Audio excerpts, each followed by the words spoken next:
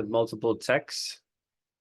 And on these types of questions, the first step is to read the prompt, which is right here. Now, the prompt is asking us, how would the author of text 1 regard the situation in the underlined sentence in text 2? Step 2 is going to be to read text 2, of course, with an extra focus on the underlined portion, but we're going to kind of look through the whole thing because we definitely need some context to understand the underlined portion. So text 2 is talking about a cookbook and how Edna Lewis popularized Southern cooking. She set a standard for cookbook writing.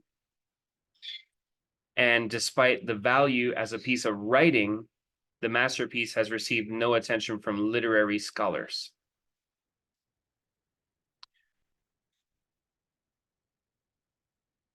So now we're going to read text 1 and go ahead and try to answer in our own words, what would text 1 say about that?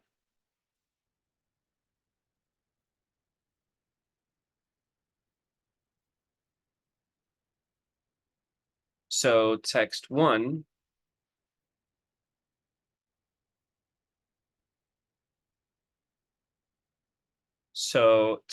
says that although food writing is a widely read genre, scholars tend to neglect it, and cookbooks have the least attention of them all.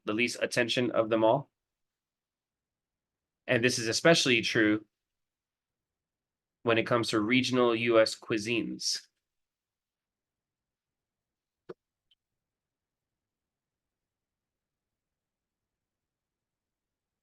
So for the next step, we're just going to answer the question in our own words. I think that in our own words, we would basically say that text 1 is saying that what happened to Edna Lewis's book is very customary of what happens in general with culinary books, particularly in the United States.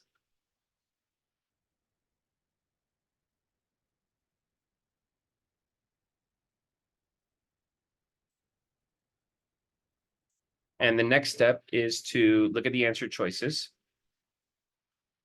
Answer choice A says that the underlined portion would be typical because scholars are typically dismissive of literary works that achieve popularity. Now, this is an important answer choice because it sounds great until you get to the very end of it,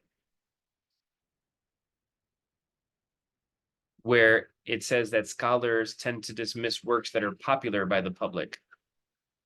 That's not what answer choice A was saying. That's not what the text was saying, period. The text was saying that scholars tend to dismiss cookbooks. Looking at answer choice B, it says that text 1 would find the underlined portion unsurprising because scholars tend to overlook food writing in general and regional in particular. And that's exactly what text 1 said about that kind of thing. So that's going to be our answer. Answer choice C says the underlined portion would be justifiable according to text 1 because Lewis incorporated memoir and undermined the status as a cookbook. And we saw nothing about the book being a memoir, so we can easily get rid of C. And answer choice D says that it's inevitable that the text 1 would find the underlined portion inevitable because the book was marketed to food readers. And once again, we saw nothing about marketing, so we can easily get rid of answer choice D.